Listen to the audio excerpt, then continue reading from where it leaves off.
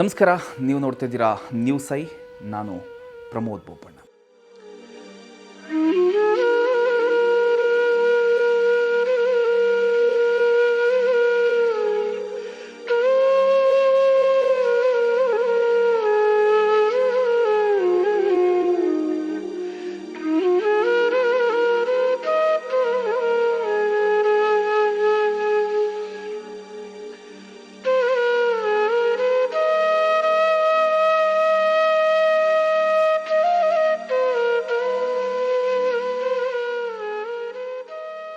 ಎರಡು ಗಂಟೆ ಸಮಯದಲ್ಲಿ ಕಾರ್ಮಿಕರು 1 ಗಂಟೆಯಿಂದ 2 ಗಂಟೆವರೆಗೆ ವಿಶ್ರಾಂತಿ ಇದ್ದ ಸಮಯದಲ್ಲಿ ಮಕ್ಕಳು ಬೈರುದೆಸೆಗೆ ಅಂತೇಳಿ 4 ಮಕ್ಕಳು ಬಂದಿರ್ತಾರೆ. ಈ ಕಡೆ ಬಂದರಲ್ಲಿ 3 ಮಕ್ಕಳು ವಾಪಸ್ ಬಂದಿದ್ದು, 2 ವರ್ಷ 1 ತಿಂಗಳ ಮಗು ಬಂದಿರುವುದಿಲ್ಲ.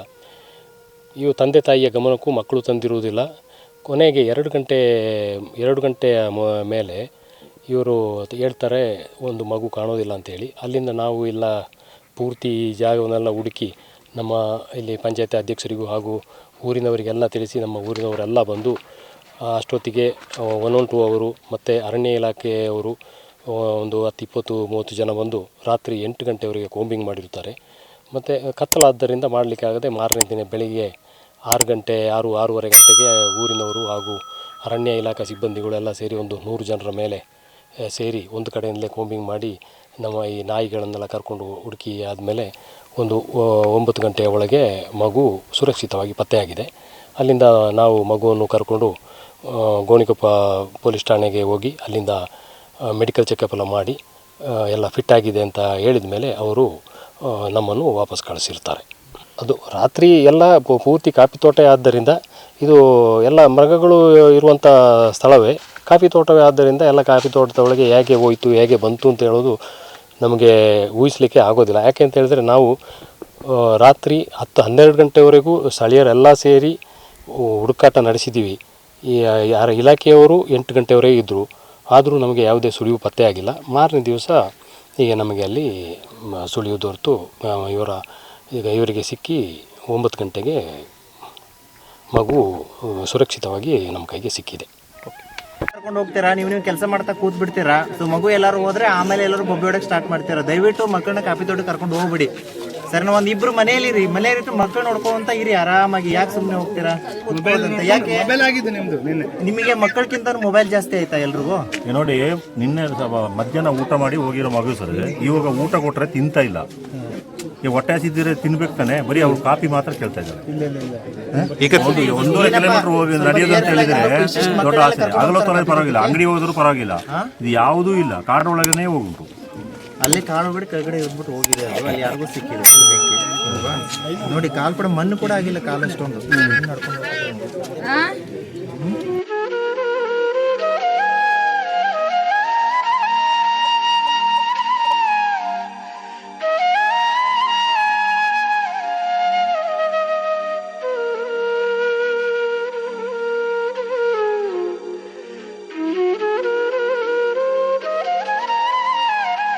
ಎಲ್ಲ ಥ್ರೆಟ್ ಇರ್ತದೆ ಸರ್. ಕಾಡು ಪ್ರಾಣಿಗಳು ತುಂಬ ಇರ್ತದೆ. ಎಲ್ಲ ಕಡೆ ಕಾಡು ಪ್ರಾಣಿಗಳು ಓಡಾಡೋ ಜಾಗ ಇದು. ಮತ್ತು ಆ ಕಡೆ ಈ ಕಡೆ ಫಾರೆಸ್ಟ್ ಇದೆ. ಹಗಲು ರಾತ್ರಿಯಿಂದ ಹುಡುಕಿ ಇವತ್ತು ಅವ್ರನ್ನ ಕಾರ್ಯಾಚರಣೆ ಮಾಡಿ ಇವತ್ತು ಈಗ ಮಗು ಸಿಕ್ಕಿದೆ. ಅದು ಏನೂ ಆಗಲಿಲ್ಲ, ದೇವ್ರ ದಯದಿಂದ ತೋಟದಲ್ಲೇ ಇತ್ತು.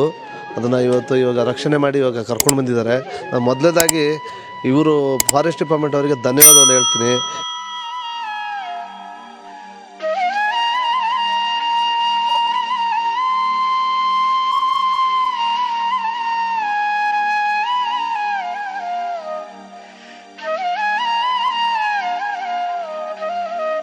ಇದೆ ಹುಲಿ ಹೆಜ್ಜೆ ಇದೆ, ಹುಲಿ ಕಾಡಂದಿನ ತಿಂದ ಇದೆಲ್ಲ ಸಿಕ್ಕಿದೆ. ಇದೆಲ್ಲ ನೋಡುವಾಗ ನಾವು ತಿಳ್ಕೊಂಡಿದ್ವಿ ಏನೋ ದೇವ್ರ ದಯದಿಂದ ಮಗುವಿಗೆ ಏನೂ ಆಗಿಲ್ಲ, ಆಗದೆ ಸಿಕ್ಕಿದೆ.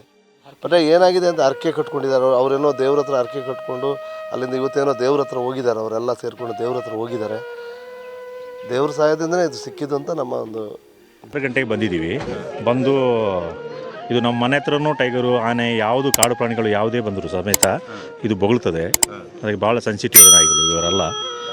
ಮತ್ತು ಆ ಮಗು ಹೋಗಿದ್ದ ಜಾಗದಲ್ಲೇ ಈ ನಾಯಿಗಳು ಹೋಗ್ತಾ ಇತ್ತು.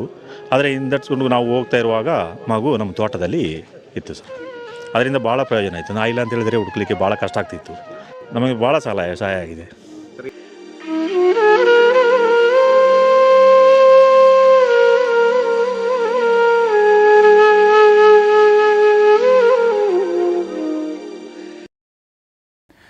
ಮುಂದಿನ ಸಂಚಿಕೆಯಲ್ಲಿ ಮತ್ತೊಂದು ಇಂಟ್ರೆಸ್ಟಿಂಗ್ ವಿಚಾರ ತಗೊಂಡು ನಿಮ್ಮ ಮುಂದೆ ಬರ್ತೀನಿ.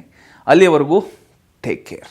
ಹಾಂ, ಸ್ಟೋರಿ ಇಷ್ಟ ಆದರೆ ಲೈಕ್ ಮಾಡಿ, ನಮ್ಮ ಚಾನಲನ್ನು ಸಬ್ಸ್ಕ್ರೈಬ್ ಮಾಡ್ಕೊಳ್ಳಿ, ಶೇರ್ ಮಾಡಿ, ಬೆಲ್ ಬಟನ್ ಒತ್ತೋದನ್ನು ಮಾತ್ರ ಮರಿಬೇಡಿ. ನಮಸ್ಕಾರ.